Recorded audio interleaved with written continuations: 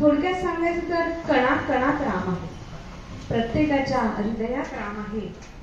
आपला हा देह म्हणजे राम आहे. हा देह, या देहात आत्माराम नांदतो आणि हा जो प्राण आहे, जो आपण श्वास घेतो, हा हनुमान आहे. पवनपुत्र हनुमान जो आपण श्वास घेतो, आणि आपले होश हवास आपली जी शुद्ध आहे ते म्हणजे लक्ष्मण आहे.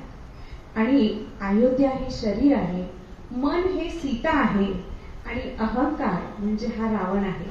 तर हा सगळा अहंकार काढून टाकूयात आणि आपलं शरीर जे अयोध्या आहे त्याला खूप जपूयात आणि पवित्र करूयात. असंच एक श्रीरामाचं आपण सुंदरसं भजन ऐकणार आहोत. भजन नाही, भक्तिगीत म्हणूयात.